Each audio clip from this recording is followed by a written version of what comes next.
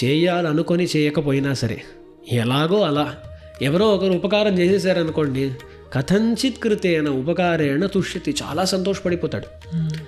కానీ ఒకడు 100 అపకారాలు చేసినా దాంట్లో ఒక్కదాన్ని కూడా గుర్తుపెట్టుకోడంట. న స్మరతి అపకారాణం శతమపి ఆత్మవత్తయా. అందుకే కొన్ని సందర్భాల్లో అబద్ధం ఆడటం కూడా సత్యం అనేటువంటి ధర్మానికి విరుద్ధం కాదు అన్నారు. దొంగలు వచ్చేసి పట్టుకొని కిడ్నాప్ చేశారు. కిడ్నాప్ చేసి ఈ పత్రం మీద సంతకం పెట్టాలి అన్నారు. వాళ్ళకి ఇతను సంతకం ఎలా ఉంటుందో తెలియదు.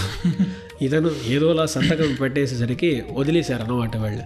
తర్వాత వాళ్ళకి తెలిసింది ఇతను పెట్టిన సంతకం సరైనది కాదు అని. అలాంటప్పుడు తప్పు చేశాడా అంటే తప్పేముంది ఇక్కడ?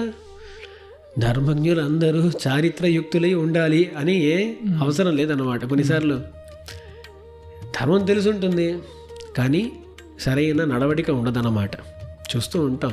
అక్రోధ చెప్పుండొచ్చు. అంటే ఏంటి? క్రోధము లేనివాడు. చెప్పలేదు, ఏమన్నారు? జితక్రోధ అన్నారు. క్రోధాన్ని జయించినవాడు. జితః క్రోధః ఏన సహ జితక్రోధ. నేను ఉపన్యాసాలు తరచూ అడుగుతూ ఉంటాను, కోపం అంటే మంచిదా తప్ప అంటే దుర్గుణం అండి అంటారు. వెంటనే దయ మంచి గుణమా చెడ్డ గుణమా అంటే మంచి గుణం. ఎట్లేంటంటే మంచి గుణమే చెబుతారు. కానీ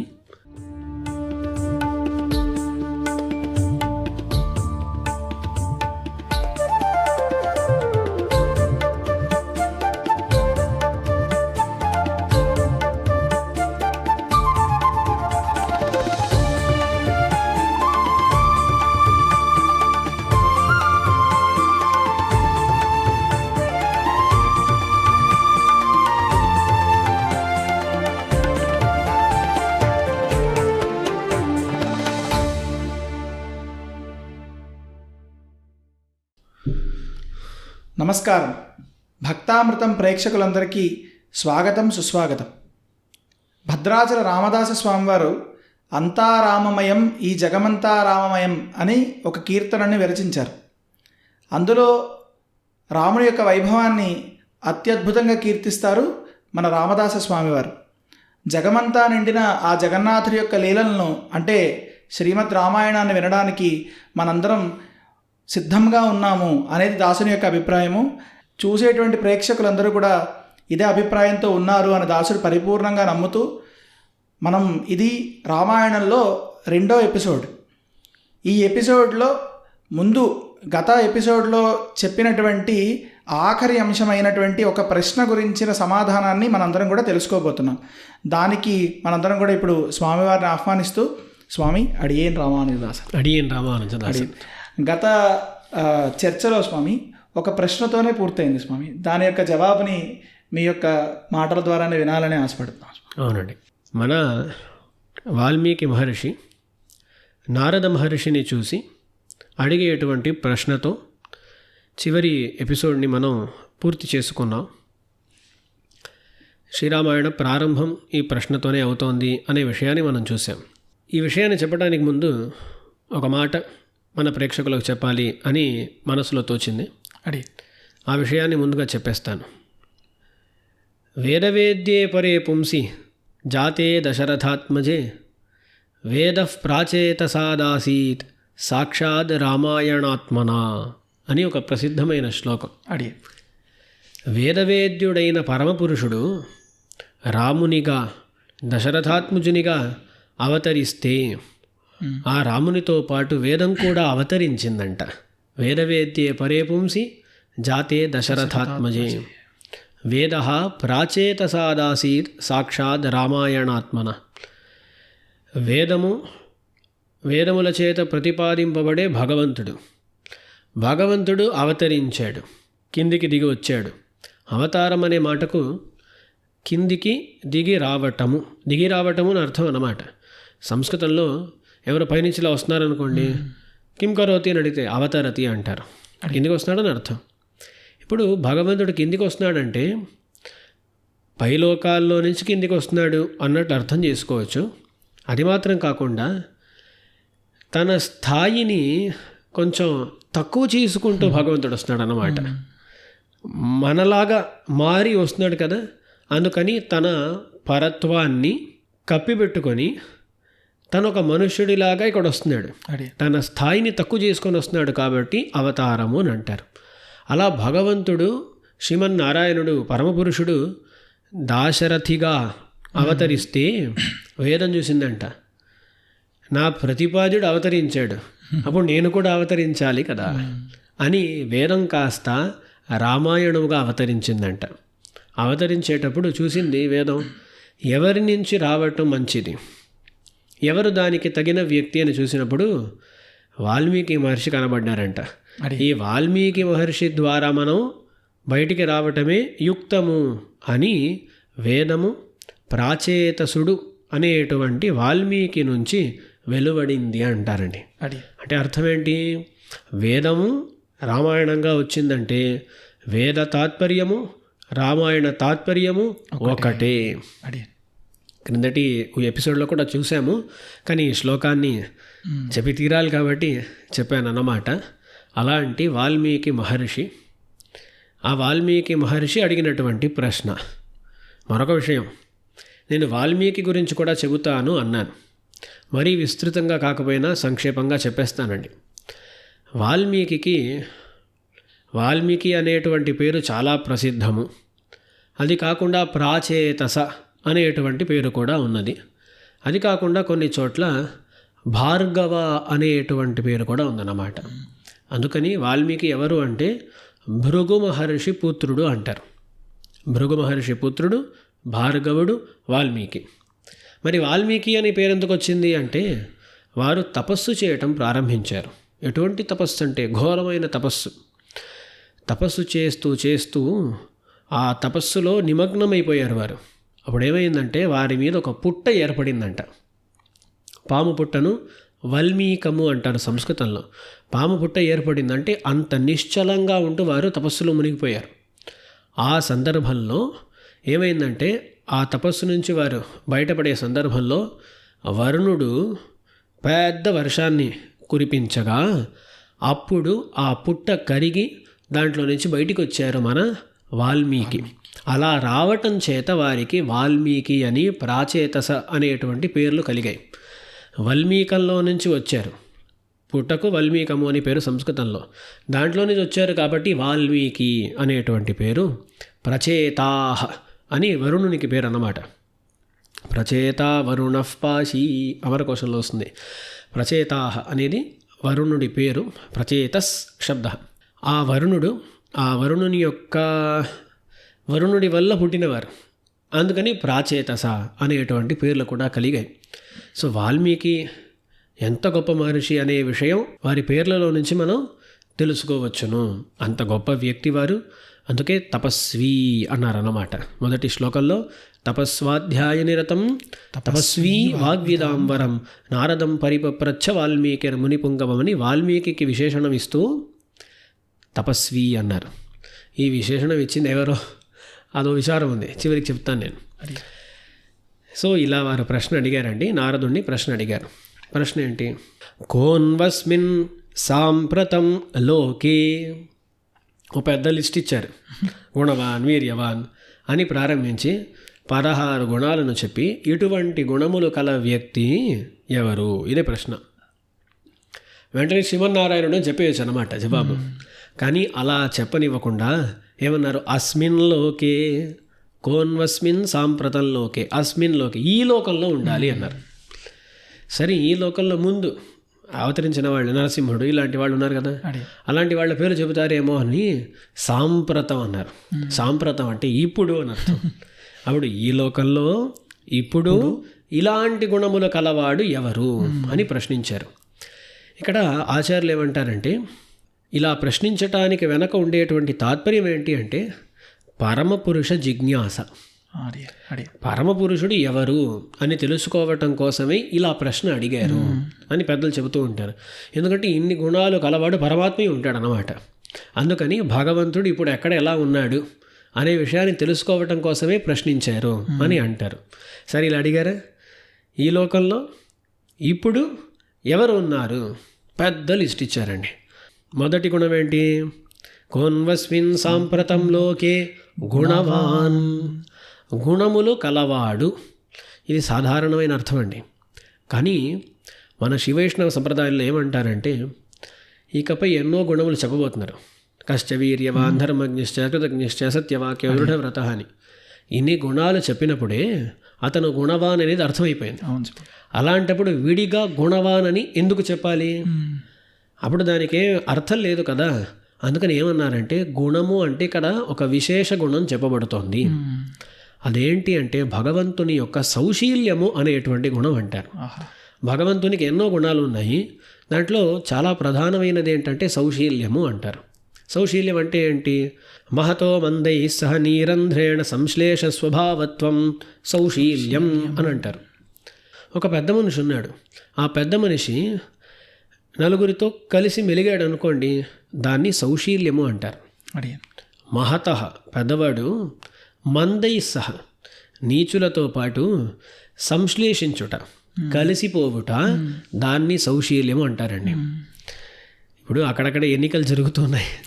ఎన్నికలు జరిగేటప్పుడు ఈ రాజకీయ నేతలు ఏం చేస్తారంటే వాళ్ళు వచ్చేసి మేమేదో వీధులను తుడుస్తాము అని ఇంకే రకరకాలుగా చేస్తూ ఉంటారన్నమాట.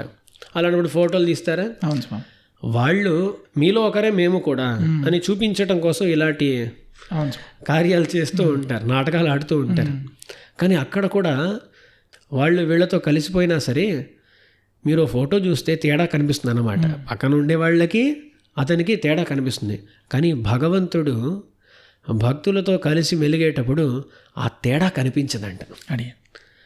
వీళ్ళలో వీళ్ళు అంటే ఇప్పుడు కృష్ణుడిగా అవతరించినప్పుడు గోపాలకుల్లో గోపాలకుడు అయిపోయాడు.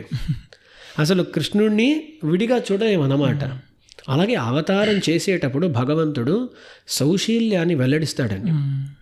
అందరితో కలిసిపోతాడనమాట. తను పరమాత్మ అనే విషయాన్ని చూపించకుండా కలిసిపోతాడు.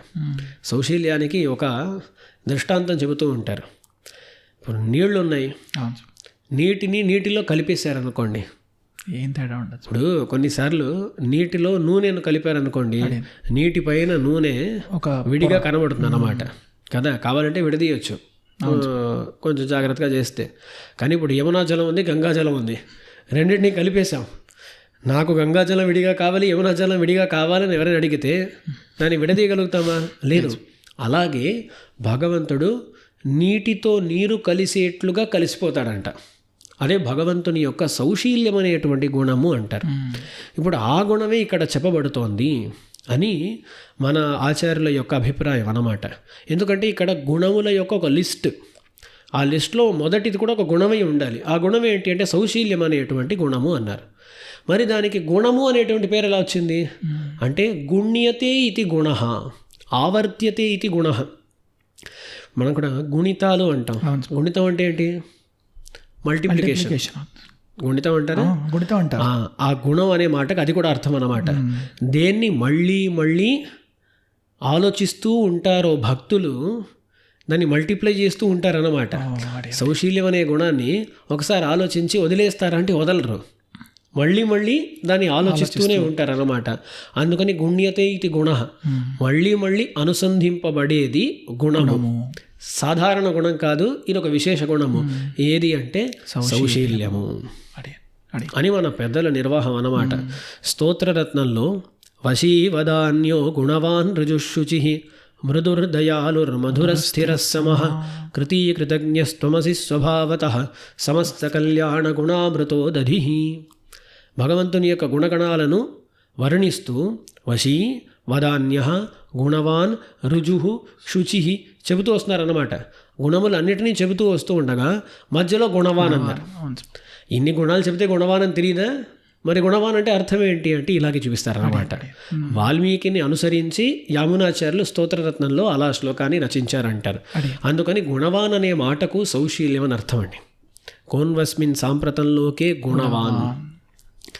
ఇప్పుడు అలా కాకుండా కొన్ని వ్యాఖ్యానాల్లో చూశారంటే పైన చెప్పబడేటువంటి గుణాలు అన్నిటినీ కలిపి మొదట సాధారణంగా గుణవాన్ అని చెప్పారు అని కూడా వ్యాఖ్యానం చేస్తూ ఉంటారు. మన ఆచార్యులు చాలా స్వరసంగా దాన్ని నిర్వహించడానికి ప్రయత్నించి ఇలా వ్యాఖ్యానం చేశారన్నమాట. గుణవాన్ కశ్చ వీర్యవాన్, ఎవరు వీర్యం కలవాడు. రెండో గుణము వీర్యము అనేది.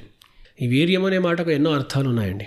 ఒకటి, మిగతా వాళ్లను పరాభవించేటువంటి సామర్థ్యము, దాన్ని వీర్యం అంటారు, అందరికీ తెలిసినటువంటి ఒక అర్థం.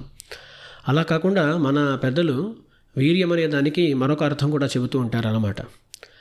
సత్సు వికార హేతుషు అవికారిత్వం అని అంటారు.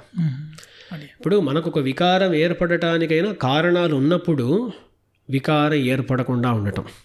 ఉదాహరణకు, రాముణ్ణి చూసి నువ్వు వనవాసానికి వెళ్ళాలి అని కైక చెప్పగా వికారం ఏర్పడటానికి ముఖ వికారం ఏర్పడటానికి కారణం ఉంది, కానీ వికారం ఏర్పడలేదన్నమాట. వికారం అంటే మార్పు. వికారం అంటే మార్పు.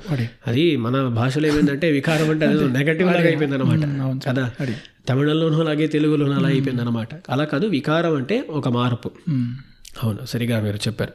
సో ఆ వికార హేతువులు ఉండగా వికారాన్ని పొందకపోవటం అని అంటారు. భగవంతునికి 6 గుణాలు ఉన్నాయంటారు. జ్ఞానము, శక్తి, బలం, తేజస్సు, వీర్యం, ఐశ్వర్యం అంటారు. దాంట్లో వీర్యం అనే దాన్ని వర్ణిస్తూ పెద్దలు ఏమంటారంటే ఇలాగే అంటారు, భగవంతుడు సర్వ జగత్ కారణం అవుతున్నాడు. సర్వ జగత్ కారణం అయ్యేటప్పుడు వికారం ఏర్పడుతోంది, కానీ భగవంతుని వికారం ఏర్పడుతుందా అంటే ఏర్పడదు. వికారానికి కారణం ఉన్నా సరే వికారం ఏర్పడకపోవటం అవికారిత్వం, వీర్యము అని ఇలా రకరకాల అర్థాలు చెబుతారన్నమాట. రెండోది, వీర్యవాన్ కహ, ఎవరు వీర్యవంతుడు? అప్పుడు మొదటి ప్రశ్న, గుణవాన్ కశ్చ వీర్యవాన్ ధర్మజ్ఞశ్చ, ధర్మాన్ని తెలుసుకున్నవాడెవడు? ఇది చాలా పెద్ద విషయం అండి. ధర్మాన్ని సరిగ్గా తెలుసుకోవటం అని ఎంత కష్టం. ధర్మస్య తత్వం నిహితం గుహాయామన్నారు మహాభారతంలో. తర్కోప్రతిష్ఠ స్మృతయో విభిన్నా నైకో ఋషిర్యస్య మతం ప్రమాణం ధర్మస్య తత్వం నిహితం గుహాయాం మహాజనో యనగతస్స పంథాః. మహాభారత వచనం అన్నమాట. తర్కము ద్వారా ధర్మాన్ని తెలుసుకుంటానంటే కుదరదు. తర్క అప్రతిష్ఠ. స్మృతులను పరిశీలించి తెలుసుకుంటానంటే ఒక్కో స్మృతిలో ఒక్కో రకంగా ఉంది. స్మృతయో విభిన్నా నైకో ఋషిర్ యస్య మతం ప్రమాణం. ఏదో ఒక ఋషిని పట్టుకుందామంటే ఒక్కో ఋషి ఒక్కోలా అంటున్నారు అన్నమాట. సో ఏం చేయాలో అర్థం కానప్పుడు మహాజనో ఏనగతస్స పంథాః, మహాజనులు పెద్దవాళ్ళు వారు ఏ మార్గంలో వెళ్ళారో అదే మార్గము. ఆ మార్గంలో వెళ్తే ఒక గుహ ఉంటుంది, గుహలో ఎక్కడో దాగి ఉంటుంది ధర్మతత్వము అన్నారు. దీని తాత్పర్యం ఏంటంటే ధర్మాన్ని తెలుసుకోవటం అంత సులువు కాదు.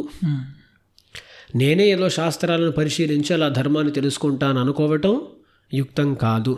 పెద్దవాళ్ళు చూపించినటువంటి మార్గంలో వెళ్తే ధర్మ సూక్ష్మాన్ని తెలుసుకోవచ్చు అని అంటున్నారు. ఎందుకంటానంటే ధర్మాన్ని తెలుసుకోవటం అంత సులువు కాదు. ఆ ధర్మాన్ని తెలుసుకున్నవాడై ఉండాలి. అదే మూడో ప్రశ్న, ధర్మజ్ఞ. దాని తర్వాత కృతజ్ఞ. చాలా అందమైన ఒక మాట. కృతజ్ఞత అనేటువంటి గుణం ఏదైతే ఉన్నదో చాలా గొప్ప గుణం అండి అది.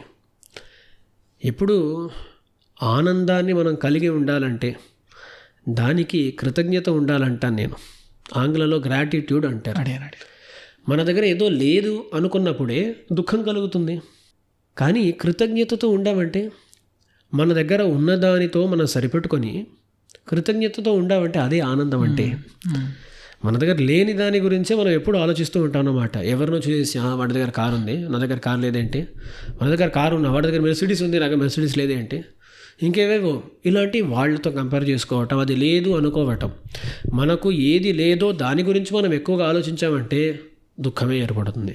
కానీ ఏదైతే ఉన్నదో దాని గురించి ఆలోచించి దాన్ని ఇచ్చినటువంటి ఆ ఈశ్వరుని యందు కృతజ్ఞతతో ఉండామంటే ఆనందాన్ని కలగజేసేది ఆ గుణమే కృతజ్ఞత అనేది. అందుకని కృతజ్ఞుడై ఉండాలి. ఇక్కడ రాముడు కృతజ్ఞుడు అన్నమాట. ఇక్కడ అలా కృతజ్ఞుడుగా ఉండేవాడు ఎవరు అని అడిగారు. రాముల వారి గుణాలని చెబుతూ వస్తున్నారు కదా. ఇక్కడ రాముల వారి గురించి చాలా అందంగా ఒక మాట అంటారండి. కథంచిదుపకారేణ కృతేనైకేన తుష్యతి న స్మరత్యపకారాణం శతమప్యాత్మవత్తయా. మనం చూడబోతున్నాం అన్నమాట. వస్తుంది అక్కడ. అపకారం చేస్తే అపకారం గురించి అసలు పట్టించుకోరు. ఉపకారం చిన్నది చేసినా సరే దాన్ని మర్చిపోరంట. కథంచిత్ ఉపకారేణ కృతేనైకేన తుష్యతి. కథంచిత్ చేయాలనుకొని చేయకపోయినా సరే ఎలాగో అలా ఎవరో ఒకరు ఉపకారం చేసేసారనుకోండి, కథంచిత్ కృతేన ఉపకారేణ తుష్యతి, చాలా సంతోషపడిపోతాడు. కానీ ఒకడు 100 అపకారాలు చేసినా దాంట్లో ఒక్కదాన్ని కూడా గుర్తుపెట్టుకోడంట. న స్మరతి అపకారాణం శతమపి ఆత్మవత్తయా. ఎప్పుడు అసలు ఆలోచించడంట. మనం దానికి నేరు విపరీతం కదా. ఎవరైనా ఒక అపకారం చేశారనుకోండి, మా చిన్న వయసులో ఉండి నా 5వ ఏట అలా చేసాడు అని మనం చచ్చేదాకా దాన్ని మర్చిపోకుండా పెట్టుకుంటాం అన్నమాట. కానీ ఎవరైనా ఉపకారం చేస్తే మరుసటి రోజు గుర్తుండదు అనమాట. చేసేవారా నువ్వు నాకు ఇచ్చావా? మనకు అప్ప ఎవరైనా ఇవ్వాలనుకోండి గుర్తుండదు, మనం ఎవరికైనా తిరిగి ఇవ్వాలంటే అది గుర్తుండదు అనమాట. అలాగే కానీ రాముల వారిది అలా కాదు. ఉపకారం ఒకసారి చేస్తే మర్చిపోడు, రాముల వారు మర్చిపోరు. అలాగే అపకారం చేస్తే ఎన్ని అపకారాలు చేసినా గుర్తుపెట్టుకోరు. రావణుడు చేయని అపకారమా, కానీ చివరికి ఆశ్వాస్య నిర్యాహి అన్నారు, గచ్చాను జానామి అన్నారు. ఈరోజు వెళ్ళు రేపురా. ఆశ్వాస్య నిర్యాహి, ఆశ్వాసం పొంది దాని తరువాత తిరిగిరా అన్నారా లేదా? అన్నారు. అప్పుడు అన్ని అపకారాలు చేసినా చివరికి ఒక అవకాశం ఇచ్చారు. అంత గుణం కృతజ్ఞత. అంటే ఎవరైనా ఉపకారం చేస్తే దాన్ని గుర్తు పెట్టుకోవటం, అది కృతజ్ఞత. అంటే కృతం జానాతి ఇది కృతజ్ఞ అంటారు. కృతజ్ఞుడు అంటే ఏంటి? కృతమును చేసిన దాన్ని గుర్తుపెట్టుకునేవాడు కృతజ్ఞుడు. అలా కృతజ్ఞుడై ఉండేవాడెవడు? కృతజ్ఞ. తర్వాత ఏమన్నారు? గుణవాన్ కష్టవీర్యవాన్ ధర్మజ్ఞశ్చ కృతజ్ఞశ్చ సత్యవాక్య. ఎప్పుడు సత్యాన్ని పలికేవాడు. రాముల వారి గురించి అది వింటూ ఉంటాం అన్నమాట. సత్యం తప్ప మరొకటి ఎరగరు అని. సత్యం అంటే ఏంటి? శాస్త్రాలు సత్యం అనేదాన్ని చాలా అందంగా వివరించాయి. మన సత్యం అంటే నిజము అనుకుంటాం. ఏది ఎలా ఉన్నదో దాన్ని అలాగే చెప్పటాన్ని సత్యం అనుకుంటాం మనం. కానీ శాస్త్రాలు అంటే సత్యం భూతహితం ప్రోక్తం అన్నారు. అన్ని ప్రాణులకు హితమును కలగజేసేది సత్యము. అందుకే కొన్ని సందర్భాల్లో అబద్ధం ఆడటం కూడా సత్యం అనేటువంటి ధర్మానికి విరుద్ధం కాదు అన్నారు. వివాహకాలే రతి సంప్రయోగే ప్రాణాత్యయే సర్వధనాపహారే విప్రస్య చార్థేప్యనృతం వదేయు పంచానృతాన్యాహురపాతకాని అన్నారు. 5 సందర్భాల్లో అబద్ధాలు ఆడొచ్చంట. వివాహకాలంలో రతి సంప్రయోగంలో వివాహకాలంలో అబద్ధాలు ఆడొచ్చంట. ఎంత సంపాదిస్తున్నాడండి అంటే వీడు 10,000 20,000 సంపాదిస్తున్నా కాదండి 30,000 40,000 సంపాదిస్తున్నాడు, 1,00,000 సంపాదించేస్తాడు. అలాంటి కొన్ని అబద్ధాలు ఆడొచ్చంట. కానీ అది ఎంతవరకు ఎలా అనే విషయాల్ని కొంచెం జాగ్రత్తగా చూసుకోవాలన్నమాట. వివాహకాలే రతి సంప్రయోగి, భార్యాభర్తలు కలుసున్నప్పుడు వాళ్ళ మధ్యలో కొన్ని మాటలు అలా ఇలా ఉంటాయి అన్నమాట. నాకేమైనా నగలు కొనిస్తారా అంటే రేపే కొనిస్తానే అంటాడు వీడు. కొనిస్తాడంటే కొనివాడు, కానీ అక్కడ అలా అబద్ధం ఆడొచ్చు అన్నమాట. రతి సంప్రయోగి ప్రాణాత్యయే, ప్రాణం పోయే కాలంలో అబద్ధం ఆడితే ప్రాణం తప్పుతుందంటే అబద్ధం ఆడొచ్చంది శాస్త్రం. ప్రాణాత్యయే సర్వధనాపహారే, మన దగ్గర నుంచి సర్వస్వాన్ని అపహరించుకోవటం కోసం ఒకడు వచ్చేసాడంటే, ఎవరో అన్నారండి దొంగలు వచ్చేసి పట్టుకున్నారంట. దొంగలు వచ్చేసి పట్టుకొని కిడ్నాప్ చేశారు. కిడ్నాప్ చేసి ఈ పత్రం మీద సంతకం పెట్టాలి అన్నారు. వాళ్ళకి ఇతను సంతకం ఎలా ఉంటుందో తెలియదు. ఇతను ఏదోలా సంతకం పెట్టేసేసరికి వదిలేశారు అన్నమాట వాళ్ళు. తర్వాత వాళ్ళకి తెలిసింది ఇతను పెట్టిన సంతకం సరైనది కాదు అని. అలాంటప్పుడు తప్పు చేశాడా అంటే తప్పు ఏముంది ఇక్కడ? సో సర్వధనాపహారే, సర్వస్వాన్ని ఎవరైనా అపహరించేటప్పుడు అబద్ధం ఆడొచ్చు. అలాగే విప్రస్య చార్థే, ఒక విప్రుని కోసం అని, విప్రుని కాపాడటం కోసం ఎవరో దొంగలో ఎవరో చెడ్డవాళ్ళు ఒక బ్రాహ్మణుడిపై దాడి చేస్తున్నారు. అతనికి మన ఇంట్లో మనం చోటునిచ్చాము. వాళ్ళు చెడిగా మీ ఇంట్లో ఉన్నాడా అంటే లేదు అన్నారనుకోండి. అప్పుడు ఒక విప్రుని కోసం అబద్ధం ఆడటంలో తప్పు లేదు అన్నారు. విప్రుడు అంటే భక్తులు మంచివాళ్ళు ఎవరైనా మంచివాళ్ళని కాపాడటం కోసం ఒక అబద్ధం ఆడితే తప్పు లేదు. సో ఎందుకంటే ఇలాంటి సందర్భాల్లో అబద్ధం ఆడితే సత్యం అనేటువంటి ఆ ధర్మానికి విరుద్ధం అవుతుందా అంటే అవ్వదండి. సత్యం భూతహితము, ప్రాణులకు ఏది హితమో అదే సత్యము అన్నారు. ఇంకా దీని గురించి మాట్లాడుతూ పోవచ్చు. సత్యము అనే విషయం గురించి ఒక గంట సేపు మాట్లాడవచ్చు అన్నమాట. కానీ బేసిక్గా చెప్పేశాను. అటువంటి సత్యమైన వాక్కు కలవాడు సత్యవాక్యుడు ఎవరో? సత్యవాక్య దృఢవ్రత. ఒక సంకల్పం తీసుకుంటే దృఢంగా ఉండాలండి. మనకు ఎలా ఉంటుందంటే చూస్తూ ఉంటాం, ఈ న్యూ ఇయర్ వచ్చేసరికి సంవత్సరాది, మన సంవత్సరాదిని ఎవరు సంవత్సరాదిగా పరిగణించట్లేదు. అందరికీ న్యూ ఇయర్. అందరూ మన ధర్మంలో ఉండేవాళ్ళు కూడా అందరూ న్యూ ఇయర్ చేసుకుంటున్నారు అన్నమాట. సంవత్సరాదికి దానికి పెద్దగా పట్టించుకో ఏం చేయరు. న్యూ ఇయర్ వచ్చేసరికి న్యూ ఇయర్ అండి, అలా అండి, ఇలా అండి, హ్యాపీ న్యూ ఇయర్ స్టేటస్లో పెట్టేస్తూ ఉంటారు అన్నమాట. ఆ న్యూ ఇయర్ వచ్చేసరికి అందరు ఏం చేస్తారంటే వీళ్ళు రెజల్యూషన్స్ కొన్ని తీసుకుంటారు అన్నమాట. ఈ సంవత్సరం నేను ఇది చేస్తాను, అది చేస్తాను, అది ఇది అని పెద్దగా లిస్టు తయారు చేసి పెట్టుకుంటారు. కానీ ఆ లిస్టుతోనే వాళ్ళ సంకల్పం ఆగిపోతుంది. మరుసటి రోజు కూడా వాళ్ళు దాంట్లో ఒకదాని కూడా చేరాలి మనస్థితి. అంతే కదా. మనం వ్రతం తీసుకున్నాం, ఒక సంకల్పం తీసుకున్నామంటే దృఢంగా ఉంటామా? ఉండము. కానీ అలా కాదు. దృఢమైన వ్రతము కలవాడు ఎవరో? దృఢమైన సంకల్పము అని అర్థం అన్నమాట. ఒక వ్రతం అంటే ఏంటి? ఇలా నేను చేయాలి అని సంకల్పం తీసుకోవటమే కదా. అలా సంకల్పం తీసుకుంటే అది దృఢంగా ఉండాలన్నమాట. చివరిదాకా ఆ సంకల్పంలో ఉండాలి. అలా ఎన్నో చోట్ల రాముల వారి దృఢవ్రతత్వాన్ని మనం చూడవచ్చును. అలా దృఢవ్రతుడై ఎవరున్నారు? సత్యవాక్యో దృఢవ్రత. తరువాత చారిత్రేణ చకోయుక్త, మంచి చారిత్రము కలవాడు. చారిత్రము అంటే నడవడిక అని అర్థం అన్నమాట. ఎవరు చాలా మంచి ప్రవర్తనతో కూడుకున్నవారై ఉంటారో వాళ్ళనే చారిత్రయుక్తులు అని అంటారు. అదే చారిత్రేణ చకోయుక్త. ఎందుకంటే ముందే ధర్మజ్ఞుడు అన్నారు. ధర్మజ్ఞులు అందరూ చారిత్రయుక్తులై ఉండాలి అని ఏ అవసరం లేదన్నమాట. కొన్నిసార్లు ధర్మం తెలుసుంటుంది కానీ సరైన నడవడిక ఉండదన్నమాట. చూస్తూ ఉంటాం. దుర్యోధనుడే అంటాడు, జానాహమి ధర్మం నచమే ప్రవృత్తి, జానామ్యధర్మం నచమే నివృత్తి, కేనాపి దేవేన హృది స్థితేన అంటాడు. నాకు ధర్మం తెలుసు కానీ ప్రవృత్తి ఏర్పడట్లేదు అంటాడు. అధర్మం ఏంటో తెలుస్తోంది కానీ దాంట్లో నుంచి నివృత్తి ఏర్పడట్లేదు అంటాడు. సో ధర్మం తెలుసుకున్న వాళ్ళందరూ కూడా సరైన నడవడికతో ఉంటారా? చరిత్రతో కూడుకున్న వాళ్ళు ఉంటారా అంటే ఉండరు. అలా కాకుండా చారిత్రేణ చకోయుక్త సర్వభూతేషు కోహిత, అన్ని ప్రాణులకు హితమునే చేసేవాడు. 2 మాటలండి, హితము ప్రియము అంటూ ఉంటారు. సాధారణంగా తల్లి తండ్రి, తల్లిని ప్రియపర అని అంటారు. మాత ప్రియపర, పిత హితపర. తల్లికి ఏంటంటే ప్రియం. అబ్బాయి వచ్చేసి అమ్మ నాకు ఈరోజు సమోసా కావాలి అన్నాడు అనుకోండి, వెంటనే సమోసా పెట్టేస్తుంది అన్నమాట.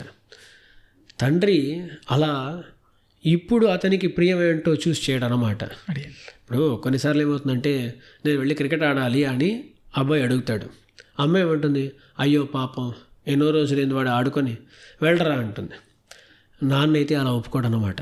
నాన్న ఏమంటాడు, ఏంట్రా పరీక్షలు వస్తున్నాయి చదువుకోకుండా ఆటలేంటి అని అడుగుతాడు అన్నమాట. ఇద్దరికి తేడా ఏంటంటే ప్రియపర, వాడికి ఒకటి నచ్చింది ఇప్పుడు కావాలనుకున్నాడు దాన్ని ఇచ్చేయాలి అనేటువంటి భావన అమ్మకు ఉంటుంది. తండ్రి హితమును చూస్తున్నాడు అన్నమాట. హితం అంటే ఏంటి? హితం అనేది ఇప్పుడు మనకు కొంచెం అప్రియంగా ఉంటుందన్నమాట, చేదుగా ఉంటుంది. కానీ భవిష్యత్తులో అది ప్రియం అవుతుందన్నమాట. చదువుకోవటం అనేది అలాగే కదా, చదివేటప్పుడు అయ్యా చదువుకోవాలా అనిపిస్తుంది అన్నమాట.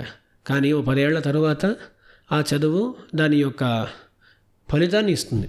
అది చదువైనా సరే ఇంకేదైనా సరే మనం చేసేటప్పుడు శ్రమ ఏర్పడుతుంది అన్నమాట. కానీ దాని తరువాత ఫలం తెలుస్తుంది. అప్పుడు నచ్చేది ప్రియము. భవిష్యత్తులో ఫలాన్ని ఇచ్చేది హితము అని అంటారండి. సాధారణంగా మాత ప్రియపర, పిత హితపర అని అంటారు. ఇవన్నీ కూడా సాధారణంగా చెప్పేటప్పుడు జనరల్ స్టేట్మెంట్స్ అంతే. అందుకని ప్రతి తల్లి అలాగే ఉంటుందని, ప్రతి తండ్రి ఇలాగే ఉంటాడని ఏం లేదన్నమాట. ఈ కాలంలో చూస్తే కొంచెం మారిపోయింది అనిపిస్తుంది. తల్లిదండ్రిని తీసుకున్నామంటే తండ్రులు చాలా మారిపోయారు అన్నమాట. మా నాన్నగారు వాళ్ళు చెప్పేటప్పుడు మా తండ్రి అంటే, మా నాన్నగారు అంటే భయపడిపోయేవాళ్ళం, వణికిపోయేవాళ్ళం. నేను ఎప్పుడూ మా నాన్న కళ్ళలో కళ్ళు పెట్టి చూడలేదు, ఎప్పుడు మాట్లాడలేదు అని వాళ్ళు చెబుతూ ఉంటారు. నిజమే అది. కానీ మన తరం వచ్చేసరికి మనకేం ఉండదు అనమాట. అమ్మ దగ్గర అయినా కొంచెం భయం ఉంటుందేమో, నాన్న దగ్గర భయం లేకుండా పోయింది. ఈ తరం అలా మారింది. సో ఇది ఒక జనరల్ రూల్ అలా ఉండేది ఆ కాలంలో. చివరికి మనకు కావాల్సిందంటే హితం అంటే ఏంటి, నాకొకటి ఈరోజు నచ్చకపోయినా ఇది నాకు భవిష్యత్తులో మంచి చేస్తుందంటే దాన్నే నాకు ఇవ్వాలన్నమాట. అతని హితపరుడు. అలా అన్ని ప్రాణులకు హితాన్ని మాత్రమే ఏర్పరిచేవాడు రాముడు. ఇక్కడ అడిగేటప్పుడు సర్వభూతేషు కోహితః. భగవద్గీతలో సుహృదం సర్వభూతానాం జ్ఞాత్వా మాం శాంతిమృచ్చతి అన్నారు. కృష్ణుడు అన్నాడు సుహృదం సర్వభూతానాం. సుహృత్తు ఎవరికి అంటే మా వాళ్లకు మాత్రమే సుహృత్తు కాదు, సర్వభూతానాం, అన్ని ప్రాణులకు నేను సుహృత్తు అని అంటాడు కృష్ణుడు. సుహృత్ అంటే ఏంటండి? మళ్ళీ శోభనాశంసి హృదయం యస్య సహా సుహృత్ అని అంటారు. మీకు మంచి కోరుకునేవాడెవడో అతను సుహృత్తు. మీకు శోభనం, మీకు మంచి మంగళం కలగాలి అని అనుకునేవాడు సుహృత్తు. అలా అందరికీ హితమును కోరుకునేవాడు సుహృత్తు. సర్వభూత సుహృత్తు కృష్ణుడు. సర్వభూతేషు కోహితః అని అడిగారు మన వాల్మీకి. సర్వభూతేషు కోహితః. తరువాత నరు విద్వాన్ కః కస్సమర్థశ్చ. విద్వాంసుడు ఎవరు అన్నారు. ఇప్పుడు ముందే ధర్మజ్ఞ, ధర్మాన్ని తెలుసుకున్నవాడు అని చెప్పడం వల్ల ఇక్కడ మిగతా విషయాలు అంటే ఇప్పుడు ఆత్మ మొదలగు పదార్థములను తెలుసుకోవటం అలాంటి విషయాలు, వాటిని తెలుసుకున్నవాడు, ఎరిగినవాడు ఎవరు? విద్వాన్ కహ. విద్వాన్ అంటే వేత్తీతి విద్వాన్, జ్ఞానము కలవాడు అని అర్థం అన్నమాట. మిగతా పదార్థాల గురించిన జ్ఞానము కలవాడు విద్వాన్ కహ. కస్సమర్థశ్చ. ఎవరు? సామర్థ్యము కలవాడు, సమర్థుడు. విద్వాన్ కహ సమర్థ అని విడివిడిగా చెప్పారన్నమాట. అంటే విద్వాంసులందరూ సమర్థులుగా ఉండరు, సమర్థులందరూ విద్వాంసులై ఉండరు అని. కొన్ని చోట్ల కొందరికి మాత్రమే వైదుష్యము సామర్థ్యం రెండు ఉంటాయన్నమాట. ఈ రెండు కలిగి ఉండాలి. విద్వాన్ కహ కస్సమర్థశ్చ కశ్చైక ప్రియదర్శన. తర్వాత అన్నారు చాలా అందంగా ఉండాలి అన్నారు. ఎవరు చూసినా సరే వాళ్లకు ప్రియమైన దర్శనమును ఇచ్చేవాడుగా ఉండాలన్నమాట. అంటే అంత అందంగా ఉండాలి. రాముల వారి అందాన్ని అక్కడక్కడ వర్ణిస్తూ ఉంటారన్నమాట. రామ కమలపత్రాక్ష సర్వసత్వమనోహర అని హనుమంతుడు చెప్తాడనమాట. హనుమంతుడు అంటాడు రామ కమలపత్రాక్ష, కమలపత్రం లాంటి కళ్ళు కలవాడు, సర్వసత్వమనోహర అన్నాడు. అన్ని ప్రాణుల మనోహారి, అన్ని ప్రాణుల మనస్సును హరిస్తాడు అన్నాడు. వెంటనే అడిగారు ఒక ప్రశ్న, మీ హృదయాన్ని హరించాడు, మీ మనస్సును హరించాడు అంటే అది మీరు చెప్తే మేము ఒప్పుకుంటాం. సర్వప్రాణి మనోహరుడని మీరెలా చెప్పారు అంటే మన ఆచార్యులు అంటారు, హనుమంతుడు ఆలోచిస్తున్నాడంట, ఈ లోకంలోనే అత్యంత నికృష్టుడిని నేను, నా మనస్సును అపహరించేశాడంటే ఖచ్చితంగా ఇంక అందరి మనస్సును కూడా అపహరించుంటాడు అని అనుమానం చేసి సర్వసత్వ మనోహర అన్నాడంట హనుమంతుడు. అలా అందరి మనస్సును కూడా అపహరించేవాడు. రూపౌదార్య గుణై పుంసాం దృష్టి చిత్తాపహారిణం అంట. తన రూపం వల్ల, తన ఔదార్యం వల్ల, మిగతా గుణాల వల్ల పురుషుల యొక్క మనస్సును, కళ్ళను కూడా తన వైపు లాగేవారు కదా. అదే కశ్చైక ప్రియదర్శన. కశ్చ ఏక ప్రియదర్శన. ప్రియదర్శనాన్ని మాత్రమే ఇస్తారు, ఎవరికి చూసినా ప్రియంగానే ఉంటారన్నమాట. అదే కశ్చైక ప్రియదర్శన. స్వామి, ప్రియదర్శన అనే శబ్దానికి కేవలం అందరిలో ఉండే మంచిని మాత్రం దర్శించేవాడు, చెడుని చూడకుండా కేవలం మంచిని మాత్రమే చూసేటువంటి వాడు అని చెప్పచ్చా స్వామి? ఎందుకంటే ఇప్పుడు మనం తీసుకున్న అర్థం సరిగ్గా దాన్ని కొంచెం పరిశీలించి చెప్పాలంటే, ప్రియమైన దర్శనము ఎవరిదో, అంటే ప్రియం దర్శనం యస్య సహ అని ఇలా విగ్రహవాక్యం చెప్పాలన్నమాట. ఎవరి దర్శనం ప్రియంగా ఉంటుందో, ఎవరిని చూస్తే అందరికీ నచ్చుతుందో, అలా ప్రియ దర్శన అనే మాట వస్తుందన్నమాట. ఏక ప్రియ దర్శన అంటే కేవలం ప్రియంగా మాత్రమే దర్శనం ఉంటుందన్నమాట. ఆ కేవలం అనేటువంటి అర్థంలో ఏక శబ్దం వస్తుందన్నమాట. అలా చెప్పుకున్నాం. అలా కాకుండా మీరు చెప్పేదండి ఏంటంటే ప్రియాన్ని మాత్రమే దర్శించేవాడు. అలా చెప్పడం కొంచెం కష్టమేమో, క్లిష్టమేమో, వ్యాఖ్యానాల్లో అలా చెప్పబడలేదు. ఎందుకంటే దర్శనం అనే మాటకు ఒక రకంగా అర్థం చెప్తున్నాం. మీరు చెప్పేటప్పుడు ఏమవుతుంది, ప్రియాన్ని దర్శించేవాడు అని కర్తగా చెప్పాలన్నమాట. అది ఎక్కడైనా ఉంటే అలా చెప్పుకోవచ్చు, అది కూడా నిజమే ఉంది. కానీ ఇక్కడ మాత్రం అందం గురించి చెప్తున్నారు. ఎందుకంటే ప్రశ్న తాత్పర్యం ఏంటో సమాధానంలో నుంచి కూడా తెలుస్తూ ఉంటుంది. సమాధానం చెప్పేటప్పుడు నారద మహర్షి భగవంతుని యొక్క గుణములను వర్ణిస్తూ సౌందర్యాన్ని కూడా బాగా వర్ణిస్తారన్నమాట. అప్పుడు ప్రశ్నలో ఉండాలి కదా. అప్పుడు ప్రశ్నలో సౌందర్యం గురించిన ప్రశ్న ఉండాలి. ఇప్పుడు మిగతా గుణాలు చూసాం కానీ సౌందర్యం గురించి ఇంతకు ముందు రాలేదు, పైన రాదు. అందుకని ఇక్కడే సౌందర్యం గురించిన ప్రశ్న ఉండాలి. సో ఏకప్రియ దర్శన అంటే ప్రియమైన దర్శనం, అంటే ఎవరి దర్శనము ప్రియంగా ఉంటుందో. కొందరిని చూస్తే మనకు అప్రియంగా ఉంటుంది అనమాట. వీడిని చూసామో పొద్దునే, అప్పుడు అక్కడ దర్శనం ఏర్పడింది కానీ ఇది ప్రియంగా లేదనమాట. కానీ కేవలం ప్రియంగానే ఎవరి దర్శనం ఉంటుందో అతను ఏకప్రియ దర్శన అని. కశ్చైక ప్రియ దర్శన. తర్వాత ఆత్మవాన్ కహ. ఆత్మశబ్దానికి ఎన్నో అర్థాలు ఉన్నాయండి. కొన్ని వ్యాఖ్యానాలు చూసామంటే ఆత్మశబ్దానికి మనస్సు అని అర్థం చెబుతారు. ఆత్మనాత్మానం ఉద్ధరేత్. భగవద్గీతలో వచ్చేటప్పుడు ఆత్మను ఆత్మ ద్వారా ఉద్ధరింపజేసుకోవాలి అనే చోట ఒక ఆత్మశబ్దానికి మనస్సు అని అర్థం చేస్తారు రామానుజుల వారు. ఇప్పుడు ఆత్మశబ్దానికి అర్థం ఏంటి, మనస్సు అని అర్థం ఉందన్నమాట. అలా మనస్సు అని అర్థం పెట్టుకుంటే ఆత్మవాన్ అంటే మనస్సును కలవాడు అంటే అర్థం ఏంటి, మనస్సును నిగ్రహించుకున్నవాడు, మనస్సును తన వశంలో పెట్టుకున్నవాడు ఆత్మవాన్ అని ఇలా అర్థం చేస్తారన్నమాట. అలా కాకుండా ఆత్మశబ్దానికి ధైర్యము అనేటువంటి అర్థం కూడా ఉంది. ఇప్పుడు ఆత్మవాన్ అంటే ధైర్యము కలవాడు అలా కూడా అర్థం, ఎన్నో అర్థాలు చెప్పొచ్చు అన్నమాట. సో ధృతి అని అంటారు, ధృతిమాన్ అని ఆత్మవాన్ అనే మాటకు అర్థం చెప్పవచ్చును. స్వామి, అంటే సాధారణంగా సంస్కృతంలో ఒక శబ్దం ప్రయోగించారంటే దానికి అనేక రకాలుగా మన అర్థాన్ని కూడా ఆలోచించవచ్చు స్వామి. ఆలోచించవచ్చు. అదే ఇప్పుడు మన రామాయణం యథాతథం పేరు పెట్టేసాం మనం. కానీ సంస్కృత మూలంలో ఒక మాట ఉందనుకోండి, ఆ మాటకు పలు అర్థాలు ఉండొచ్చు. పలు వ్యాఖ్యాతలు పలు అర్థాలను చూపించారు మనం. అందుకని ఈ వ్యాఖ్యానం ఇలా ఉంది, ఇలా ఇలా చెప్పబడి ఉంది అన్నట్లు మనం తెలుసుకోవచ్చు. కానీ ఎన్నో అర్థాలు ఉండటం వల్ల ఈ అర్థమే వాల్మీకి మనస్సులో ఉండింది అని చెప్పడానికి లేదండి. ఏం లేదు, సాధారణ కవులు. ఇప్పుడు నేనే కొన్ని శ్లోకాలు రాసేటప్పుడు కొన్ని శ్లోకాల్లో శ్లేష ప్రయోగం చేశాను అన్నమాట. అంటే ఏంటి, ఒక పదం ఒకలా చూస్తే ఒక అర్థం వస్తుందన్నమాట. కానీ దీనికి ఇలా కూడా అర్థం చేసుకోవచ్చు అని దానికోసం రెండు అర్థాలు ధ్వనించేట్లుగా దాసుడు లాంటి వాళ్ళే పదప్రయోగం చేస్తారంటే మహాకవి వాల్మీకి వారు ఇన్ని అర్థాలు రానివ్వని ఇన్ని అర్థాలు కూడా స్ఫురించవచ్చును అనేటువంటి భావంతో వాళ్ళు రాసుండొచ్చు. అందుకని ఒక పదానికి ఎన్నో అర్థాలు చెప్పడంలో తప్పు లేదు.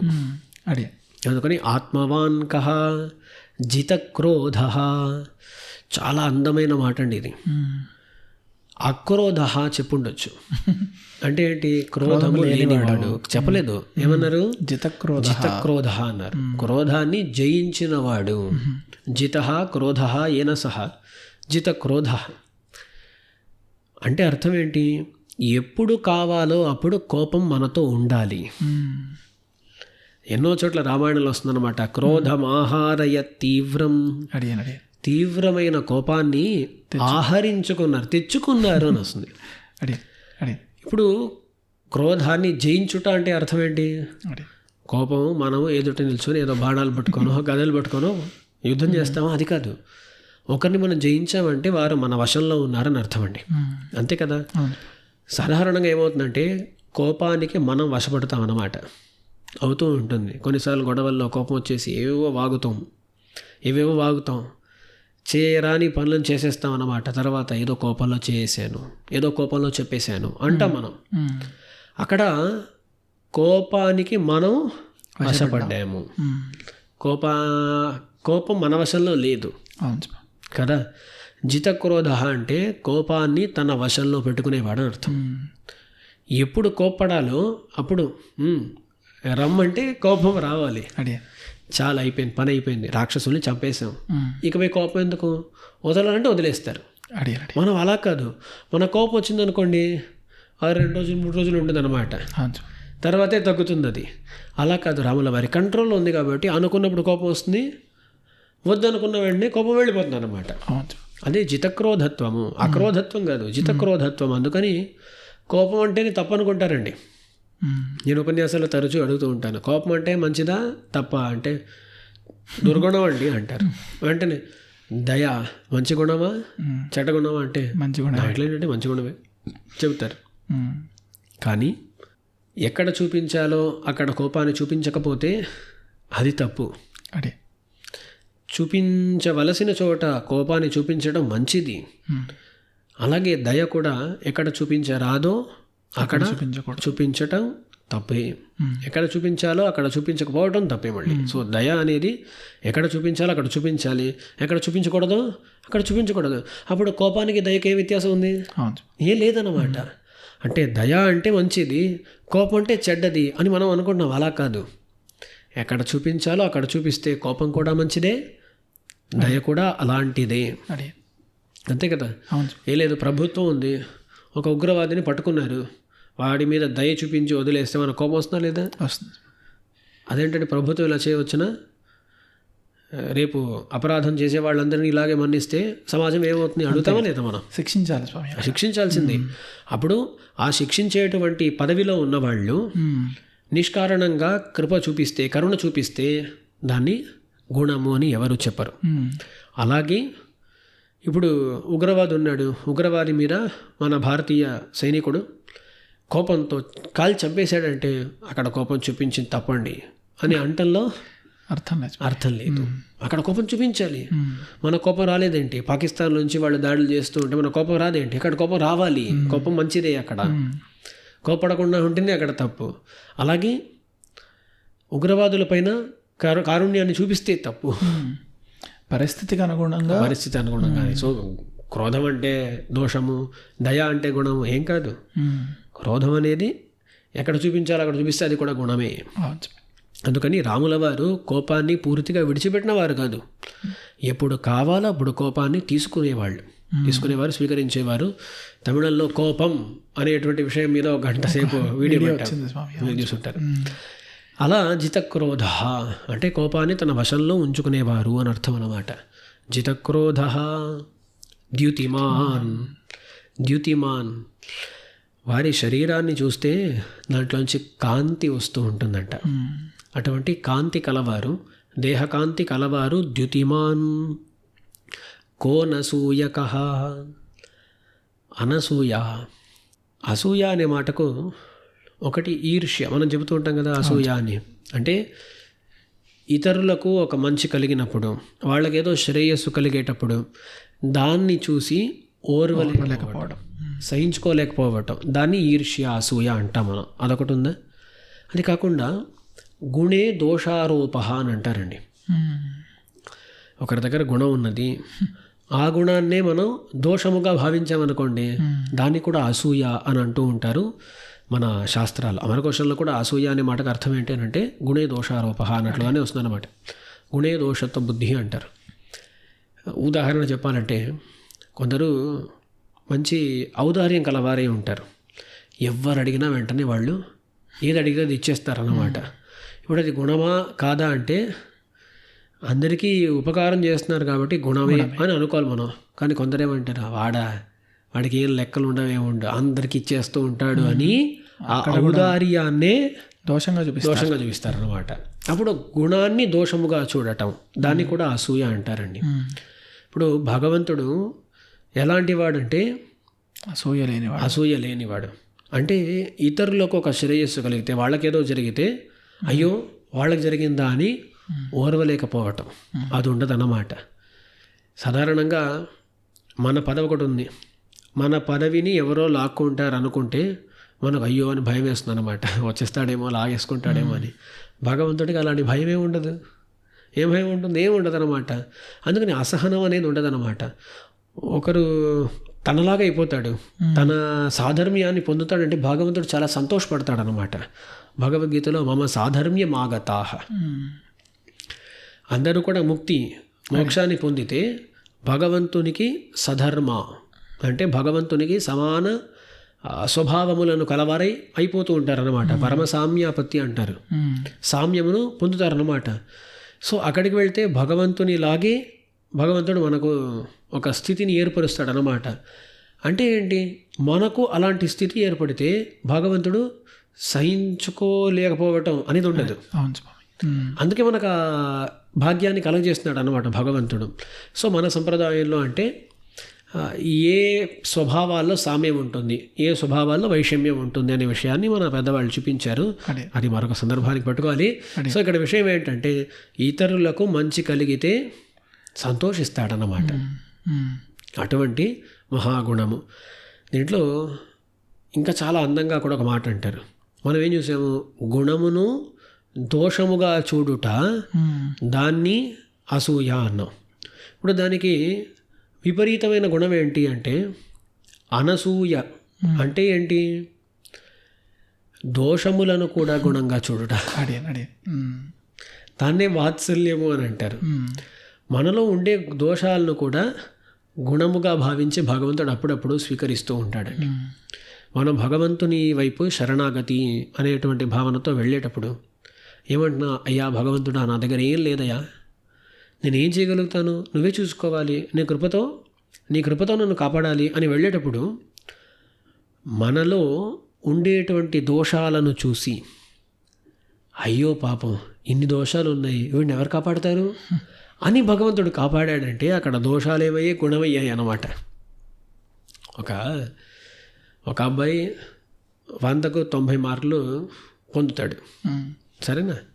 ఒక అబ్బాయి పాపం పాస్ అవ్వట్లేదు, 20 మార్కులే వస్తున్నాయి అనుకోండి. ఇప్పుడు టీచర్ ఏం చేసిందంటే వాడు ఎలాగో 90 మార్కులు వస్తున్నాయి కాబట్టి వాడిని వదిలేసి వీడి మీద కాన్సన్ట్రేట్ చేసింది అనమాట. వీడికి ఇప్పుడు 20 మార్కులు రావటం అనేది దోషమే సాధారణంగా. కానీ వాడికి పాపం 20 మార్కులే వస్తున్నాయని టీచర్ ఇప్పుడు ఏం చేసింది, వాడి మీద కృప చూపించింది అన్నమాట. అంటే వాడికి ఉండేటువంటి దోషాలే గుణమైంది. గుణమైందంటే అర్థం ఏంటి?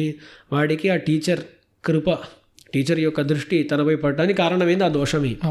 అలాగే భగవంతుడు కూడా మన దోషాలను చూసి అయ్యో ఇన్ని దోషాలు ఉన్నాయి, వీడెలా మనల్ని చేరుకుంటాడు అని మన మీద కృప చూపిస్తూ ఉంటాడనమాట శరణాగతి చేసినప్పుడు. అప్పుడు శరణాగతుని అందు ఉండే దోషాలను కూడా గుణంగా భావిస్తాడు. ఇన్ని దోషాలు ఉన్నాయి పాపం, ఎలా వీడు బయటపడతాడు అని భగవంతుడు కృప చూపిస్తాడు అన్నమాట. అందుకని అటువంటి వాత్సల్యం అనేటువంటి గుణాన్ని దోషభోగ్యత్వము అని అంటారు. ఆ గుణాన్ని ఇక్కడ అనసూయక అనే మాటలో అనుసంధిస్తారు పెద్దలు. అలా కూడా చెప్పవచ్చును.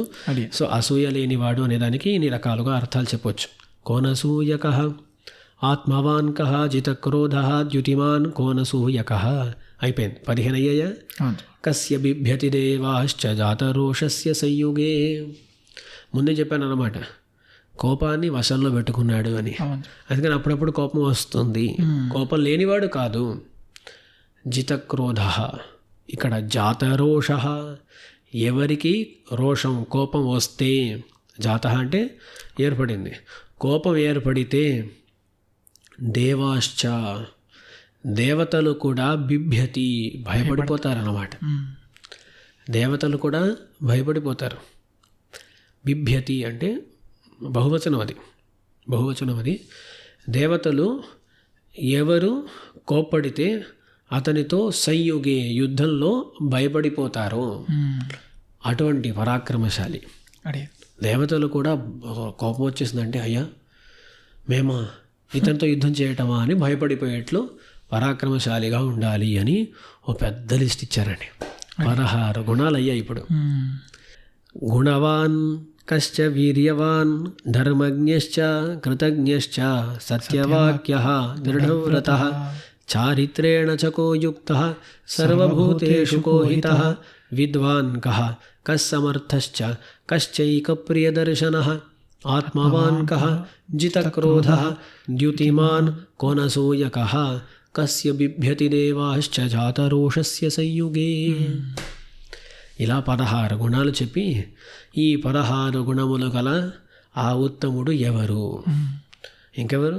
పురుషోత్తముడే, అడి షోడశకళా పరిపూర్ణ రామచంద్రుడే అని జవాబు కావాలి వీరికి. ఇలా ప్రశ్న అడిగారు. ఏతదిచ్ఛామ్యహం శ్రోతుం, ఇటువంటి గుణములు కలవాడు కహ కహ కహ అని అడిగారు.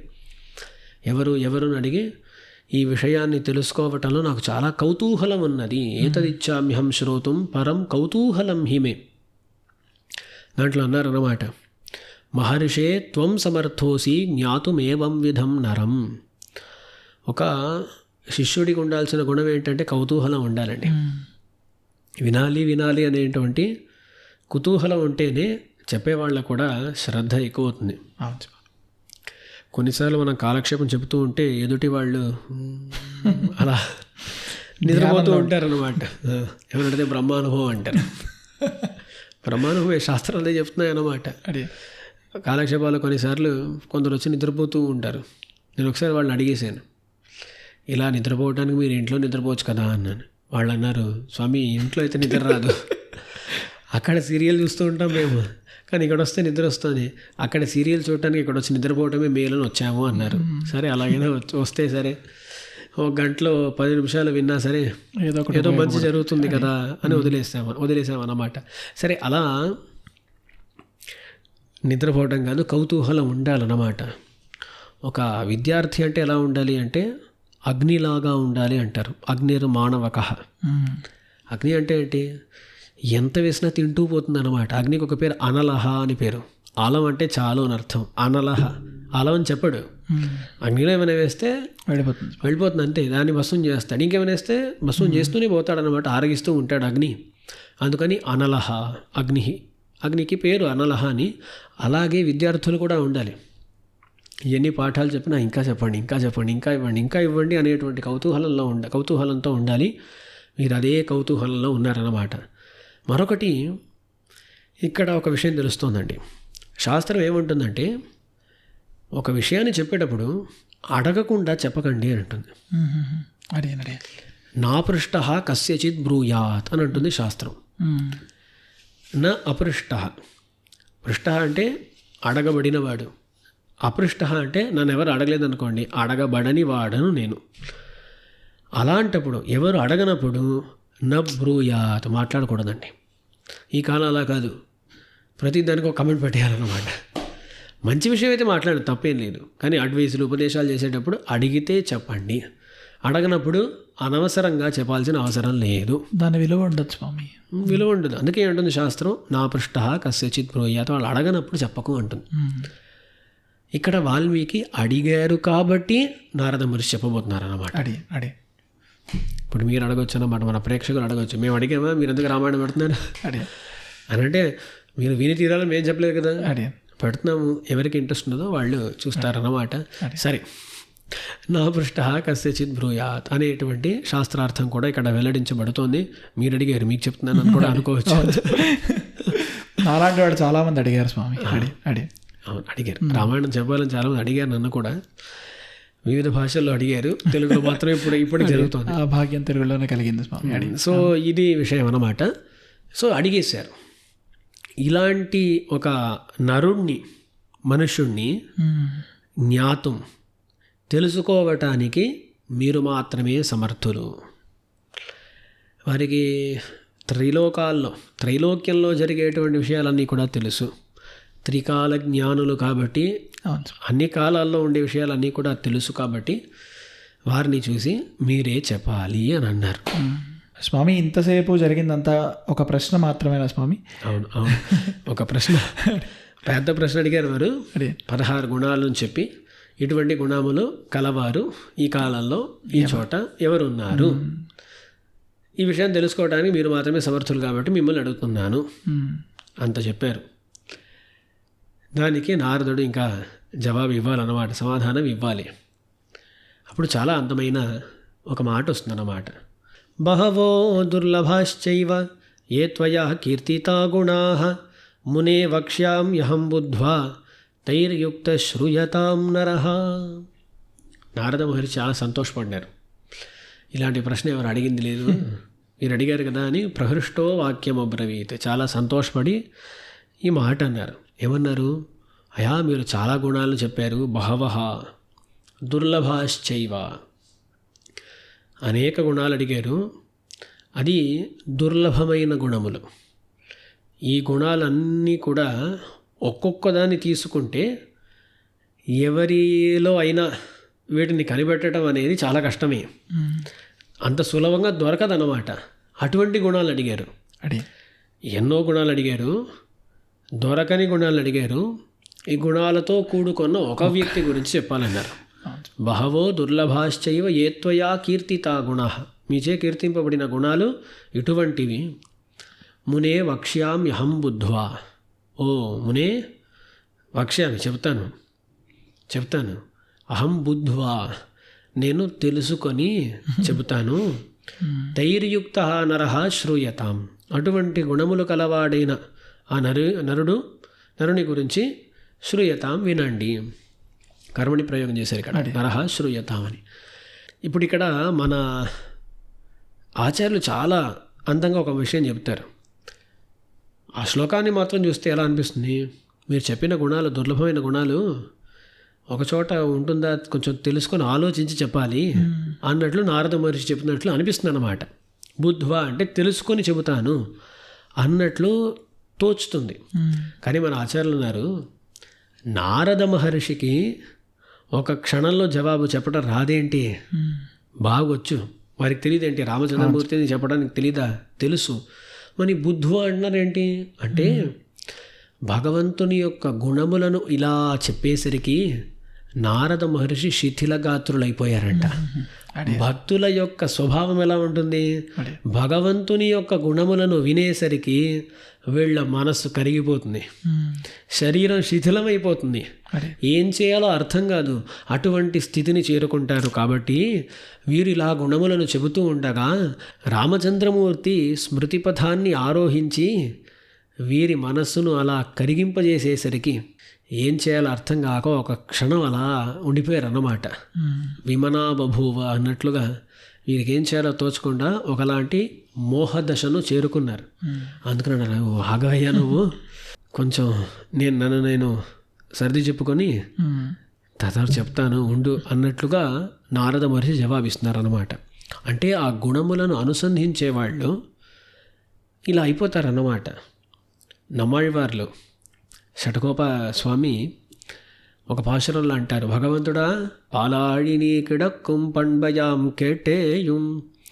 క్షీరాబ్ధిలో దేవరు వారు వేంచేసి ఉన్నారనేటువంటి ఆ విషయాన్ని వింటేనే కాలాళుం, నా కాళ్ళు అలా కదిలిపోతున్నాయి, నెంజ్ అழிయుం, మనస్సు కరిగిపోతుంది, కణ్ సూడలం, కళ్ళు తిరుగుతున్నాయి, ఏం చేయాలో అర్థం కావట్లేదు అంటారు. అలా భక్తులందరికీ కూడా భగవంతుని యొక్క గుణములను వింటే ఇలాంటి స్థితి ఏర్పడటం సహజమే. అలాగే నారద మహర్షి కూడా ఇన్ని గుణాలు వినబడేసరికి వారు కూడా అటువంటి స్థితిని చేరుకున్నారు. కాబట్టి కొంచెం నన్ను నేను సర్ది చెప్పుకొని వస్తానయ్యా అని బుద్ధ్వా వక్ష్యామి అని అన్నారు. అంతేకాని తెలీదు, కొత్తగా తెలుసుకొని చెప్పడానికి ఇక్కడ ఏం లేదు అని మన ఆచార్యులు నిర్వహిస్తారన్నమాట. అలా చెప్పి దాని తర్వాత ప్రారంభిస్తారండి. ఇక్ష్వాకు వంశప్రభవః రామో నామ జనైశ్రుతః నియతాత్మా మహావీర్యో ద్యుతిమాన్ ధృతిమాన్ వశీ. ప్రారంభిస్తారన్నమాట. ఇటువంటి గుణములు కలవారు ఈ సమయంలో ఒక్కరే. ఎవరది అంటే ఇక్ష్వాకు వంశ ప్రభవ, ఇక్ష్వాకు వంశంలో పుట్టినటువంటి రాముడు అని జనుల చేత కీర్తింపబడేటువంటి అతనే మీరు చెప్పినటువంటి గుణములన్నిటినీ కలవాడు. ఇక్ష్వాకు వంశ ప్రభవ రామో నామ జనైశ్రుతః నియతాత్మా మహావీర్యో ద్యుతిమాన్ ధృతిమాన్ వశీ అని ప్రారంభించి చాలా అందమైన శ్లోకాలండి. బుద్ధిమాన్ నీతిమాన్ వాగ్మీ శ్రీమాన్ శత్రునిబర్హణః విపులాంశో మహాబాహు కంబుగ్రీవో మహాహను మహోరస్క మహేశ్వాస గూఢజత్రురరిందమ ఆజానుబాహు సుశిరా సులలాట సువిక్రమ అని ప్రారంభించి భగవంతుని యొక్క సౌందర్యం మొదల గుణాలన్నిటినీ కీర్తించి అలా చెబుతూ రక్షిత జీవలోకస్య ధర్మస్య పరిరక్షిత రక్షిత స్వస్య ధర్మస్య స్వజనస్య చ రక్షిత, అందరినీ రక్షించేవాడని చెప్పి వేద వేదాంగ తత్వజ్ఞ ధనుర్వేదే చ నిష్ఠిత సర్వశాస్త్రార్థతత్వజ్ఞ స్మృతిమాన్ ప్రతిభానవాన్ అని భగవంతుని యొక్క జ్ఞానమును కీర్తించి ఇలా ఎన్నో అన్నమాట, ఎన్నో విషయాలు అలా చెబుతూ వచ్చి వీరున్నారే సచ సర్వగుణోపేత కౌసల్యానందవర్ధన,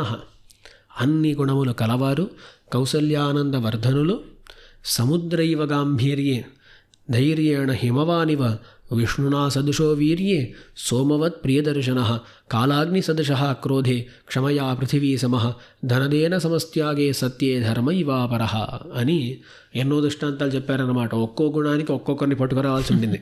సముద్రైవ గాంభీర్యం అని చూస్తే సముద్రం లాంటి గాంభీర్యము కలవారు. ధైర్యం అంటే హిమవత్ పర్వతం, హిమాచలం లాంటి ధైర్యము కలవాడు. విష్ణునా సదృశో వీర్యంలో విష్ణువుకి సదృశుడు. సోమవత్ ప్రియదర్శన, చంద్రునిలాగా చాలా అందంగా ఉండేవాడు. కాలాగ్ని సదృశ క్రోధే, ప్రళయకాలంలో ఉండేటువంటి అగ్ని కాలాగ్ని, దాంతో సాదృశ్యం క్రోధం అని వస్తే ఎప్పుడు రావాలో చూసామన్నమాట. ముందే ఎప్పుడు వస్తుందో ముందే చూసాం మనం. క్రోధే క్షమయా పృథివీ సమః, క్షమ అనేటువంటి గుణంలో పృథివీ సమానుడు. ధనదేన సమస్త్యాగే, కుబేరుడు ధనదుడు అని చెప్పబడతాడు. త్యాగం అని వచ్చేసరికి కుబేరునికి సమానుడు. సత్యే ధర్మైవాపరః, ధర్ముడు, ధర్మదేవత. అపరహ ధర్మ, రాముడు ఇక్కడ ఉండేంతవరకు ఎందరు ధర్మదేవతలు అంటే ఇద్దరని చెప్పాలి. ప్రధాన ధర్మదేవత ఇటువైపు అపరహ మరొక ధర్మదేవతలాగా సంచరిస్తున్నాడు. సత్యం అనేటువంటి విషయం వచ్చేసరికి తమేవం గుణ సంపన్నం, ఇటువంటి గుణములను కలవారు అని ఇలా వర్ణించి ఈ గుణములను కలవాడైన తన పుత్రుణ్ణి ఐచ్ఛత్, ఎక్కడ అంటే యవ్వరాజ్య పట్టాభిషేకం చేయాలి అని ఆశపడ్డాడు దశరథుడు అని అక్కడి నుంచి రామాయణం ప్రారంభమైపోతుంది అన్నమాట. రామాయణాన్ని ప్రారంభించి వరుసగా అన్ని విషయాలు చెబుతూ వచ్చి ఈ దశరథుడు ఆశపడ్డాడు, కానీ పూర్వం దత్తవర, ముందే ఈమెకు వరం ఇవ్వబడింది. అటువంటి వరాలను పొందినటువంటి కైకేయి ఒక వరాన్ని అడిగింది. రాముడికి వనవాసమే, భరతుడికే రాజపట్టాభిషేకం చేయాలని అడిగింది అని అలా ప్రారంభమై పూర్తిగా రామాయణం చెప్పబడుతుందన్నమాట. అలా చెప్పబడి రావణవధం అంతా అయిపోయిన తర్వాత అభిషిచ్య చ లంకాయాం రాక్షసేంద్రం విభీషణం కృతకృత్యస్తదా రామ విజ్వర ప్రముమోద అని చాలా అందమైన శ్లోకం అన్నమాట. చివరికి లంకలో విభీషణునికి పట్టాభిషేకం చేయించి అప్పుడే రాముల వారికి జ్వరం పోయిందంట. ఏంటంటే అప్పటిదాకా ఏం జ్వరం ఉండింది? విజ్వర అంటారు. ఏం జ్వరం అంటే ఎవరిని అడిగినా సరే రాముల వారు అందరినీ తమ్ముళ్ళుగానే భావించారన్నమాట. మధ్యలో గుహుడు వచ్చేసరికి గుహుడిని నా 4వ తమ్ముడివి నువ్వు అన్నాడు. దాని తర్వాత సుగ్రీవుడిని చూసి మరొక తమ్ముడు నువ్వు అన్నారు. దాని తర్వాత విభీషణుడిని చూసి మరొక తమ్ముడు నువ్వు అన్నారు. సో వీళ్ళందరూ తమ్ముళ్ళే. వీరికి ప్రాబ్లం ఏంటంటే ఏ తమ్ముడైనా సరే రాజ్యం అంటే వద్దంటున్నాడు. లక్ష్మణుడు వద్దు, భరతుడు వద్దు, మధ్యలో ఏదో సుగ్రీవుడు మాత్రం ఎలాగో ఒప్పుకున్నాడు అనమాట. పట్టాభిషేకం చేసుకున్నాడు. మళ్ళీ విభీషణుడు ఏమంటాడో అని ఒక భయం ఉండిందన్నమాట. అతనికి అభిషేకం అయ్యేసరికి అమ్మ అయిపోయింది అని విజ్వర ప్రముమోద, సంతోషపడ్డారు అని ఇలా చెప్పబడుతుందన్నమాట. దాని తర్వాత మళ్ళీ రావటం, పట్టాభిషేకం అంతా అవ్వటం, అదంతా చెప్పబడుతుంది. ఇక్కడ చాలా అందంగా ఏమంటారంటే ఈ విషయాలన్నింటినీ చెప్పే వరకు భూతకాలపు అంటే భూతకాలంలాగా చెబుతూ వస్తారన్నమాట నారద మహర్షి. దీని తరువాత చెప్పబడే విషయాలు చెప్పేటప్పుడు భవిష్యత్తులాగా అంటారు. ఇకపై ఇలా అవుతుంది, ఇకపై ఇలా అవుతుంది అని. న పుత్రమరణం కించిత్ ద్రక్ష్యంతి పురుషా క్వచిత్ నార్యశ్చా విధవా నిత్యం భవిష్యంతి పతివ్రతా అని భవిష్యంతి. ఇకపై భవిష్యత్తులాగా చెప్తారన్నమాట. అంటే అర్థం ఏంటి? వాల్మీకి నారద మహర్షికి సంవాదం జరిగేటప్పటికీ రామ పట్టాభిషేకం అయిపోయింది, అడే ఉత్తరాఖండలో జరగవలసిన విషయాలు ఇంకా జరగలేదు, అడే మధ్యలో ఇదంతా జరుగుతుందన్నమాట. అందుకే మీరు చూసారంటే ఇంతకు ముందు రాజ్యం పునరవాప్తవాన్, రాజ్యమును మళ్ళీ పొందాడు, అక్కడ దాకా భూతకాలం అన్నమాట. అడే దాని తరువాత ప్రహృష్టముదితో లోక తుష్ట పుష్ట సుధారమిక నిరామయో హ్యరోగశ్చ దుర్భిక్ష భయవర్జిత అని అక్కడ రాముల వారి పరిపాలన ఎలా ఉంది అని వర్ణిస్తూ, అది ఆ పరిపాలన వర్ణన వచ్చేటప్పటికి నపుత్ర మరణం కించిత్ ద్రక్ష్యంతి పురుషా క్వచిత్, ఇక్కడ ఉండేటువంటి పురుషులు ఎవరు కూడా పుత్రమరణం అనే విషయాన్ని చూడరు. ద్రక్ష్యంతి అంటే భవిష్యత్ అన్నమాట. నార్యశ్చా విధవా నిత్యం భవిష్యంతి పతివ్రతా, పతివ్రతలైనటువంటి నారీమణులు అవిధవాహ భవిష్యంతి, విధవలుగా ఒకనాడు కూడా అవ్వరు, భవిష్యంతి. సో ఇంతకు ముందంతా భూతకాలంలో చెప్పి దీని తర్వాత భవిష్యత్ కాలంలో చెప్పటం వల్ల ఏం తెలుస్తోంది, మధ్యలో ఇది జరిగింది. వీళ్ళ ఇద్దరి మధ్యలో సంవాదం అనేది మధ్యలో జరిగిందన్నమాట. రామ పట్టాభిషేకానికి సీతను మళ్ళీ పంపించడానికి మధ్యలో ఒక సందర్భంలో ఇది జరిగింది అనేది తెలుస్తుంది. అలా చెప్పేసి మన రాముల వారు దశవర్ష సహస్రాణి దశవర్ష శతాని చ రామో రాజ్యముపాసిత్వా బ్రహ్మలోకం గమిష్యతి అని ఇక్కడ 11,000 సంవత్సరాలు కాలాన్ని గడిపి దాని తరువాత బ్రహ్మలోకం గమిష్యతి. బ్రహ్మము యొక్క లోకము అంటే స్వధామము అంటే పరమపదాన్ని పొందుతారు, చేరుతారు అని ఇది కూడా భవిష్యత్తులోనే, ఎంత భవిష్యత్తు జరగబోతుంది కాబట్టి ఇలా అవుతుంది అని చెప్పి ఏతదాఖ్యానమాయుష్యం పఠన్ రామాయణం నరః సపుత్రపౌత్ర సగణః ప్రేత్య స్వర్గే మహీయతే అని ఈ విషయానికి ఫలశ్రుతి అంటారన్నమాట. పఠన్ ద్విజో వాగృషభత్వమీయాత్ స్యాత్ క్షత్రియః భూమిపతిత్వమీయాత్ వణిజ్జనః పణ్యఫలత్వమీయాత్ జనశ్చ శూద్రోపి మహత్వమీయాత్. 4 వర్ణాల్లో ఉండేవాళ్ళు కూడా ఈ రామాయణాన్ని చదివితే వాళ్ళకి ఇలాంటి ఫలాలు దక్కుతాయి అని ఈ సర్గను సమాప్తి చేస్తున్నారన్నమాట. ఇప్పుడు ఏం చేశారంటే వాల్మీకి ఒక ప్రశ్న అడిగేసరికి దానికి జవాబు చెబుతూ నారద మహర్షి రామాయణాన్ని సంక్షేపంగా చెప్పేశారన్నమాట. సో మొదటి సర్గంలో ఏముంది అంటే సంక్షేప రామాయణము. మనం కూడా ఒక రకంగా సంక్షేపంగా రామాయణాన్ని చూసేసాం అనుకోవచ్చును. ఎందుకు మళ్ళీ ఎక్కువగా వివరించలేదంటే దీన్నే విస్తృతంగా ఇకపై చూడబోతున్నాం అన్నమాట. అందుకని ఆ ప్రశ్నలు చాలా ముఖ్యం, 16 ప్రశ్నలు. వాటికి జవాబు చెబుతూ రాముడే ఈ గుణములన్నిటినీ కూడా కలవాడు అనే విషయాన్ని చెప్పి ఆ రామచరిత్రాన్ని కూడా సంక్షేపంగా తెలిపారు మన నారద మహర్షి. ఇటువంటి సంక్షేప రామాయణాన్ని వినే వాళ్ళందరికీ కూడా ఎన్నో ఫలితాలు దక్కుతాయి అనేటువంటి విషయం ఇక్కడ చెప్పబడుతోంది. వైష్ణవులైనటువంటి మనకు దీన్ని చదవటం వల్ల ఏదో దక్కుతుంది అనేటువంటి భావన అవసరం లేదు. దీన్ని చదవటమే ప్రాప్యం. ఎందుకంటే సంక్షేప రామాయణం చదవాలంటే సంక్షేప రామాయణం చదవటమే మనకు ప్రాప్యము. రాముల వారి గుణానుభవం చేయటమే మనకు ప్రాప్యం. కానీ దానివల్ల మరొకటి కావాలని అనుకుంటే అది మన నిష్టకు హాని. అందుకని అలా ఆలోచించకుండా రాముల వారి గుణములను మనము ఈరోజు తెలుసుకోగలిగాము, అనుభవించగలిగాము, అంతే చాలు, ఇంకేం కావాలి మనకు అనేటువంటి భావనతో ఉండాలి అనే విషయాన్ని ఇక్కడ తెలుపుతూ ఈనాటి ఈ యొక్క ఉపన్యాసాన్ని కాలక్షేపాన్ని పూర్తి చేసుకుందాం అనుకుంటాను. మీరేమంటారు? అవును స్వామి, ఈ రోజంతా కేవలం రామ గుణానుభవం అని అనుకోవచ్చు స్వామి. అంతా రామగుణానుభవమే. రామాయణం అంటేనే రామగుణానుభవమే. కానీ ఈరోజు విశేషంగా ఒక గుణాన్ని తీసుకొని గుణానుభవం చేశాము.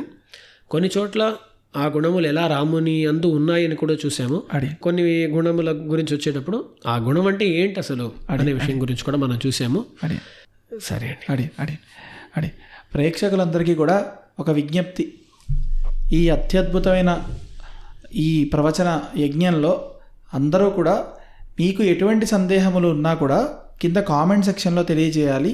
అదేవిధంగా ఎవరికైనా కూడా రామాయణం పట్ల శ్రద్ధ ఉంది అని మీకు అనిపిస్తే ఈ వీటన్నిటిని కూడా అందరికీ పంపించి వారిని కూడా విని తరించమని మీరందరూ కూడా ప్రోత్సహించాలి అని ఈ సందర్భంగా తెలియజేసుకుంటూ మరుసటి ఎపిసోడ్ అంటే ఈ తర్వాత వచ్చేటువంటి బాలకాండ విషయాలన్నీ కూడా మనం ఇంకొకసారి స్వామిని ఆహ్వానించి వారి ద్వారానే ఇవన్నీ కూడా మనందరం కూడా శ్రవణం చేద్దాం. శ్రీమతే రామానుజాయ నమః.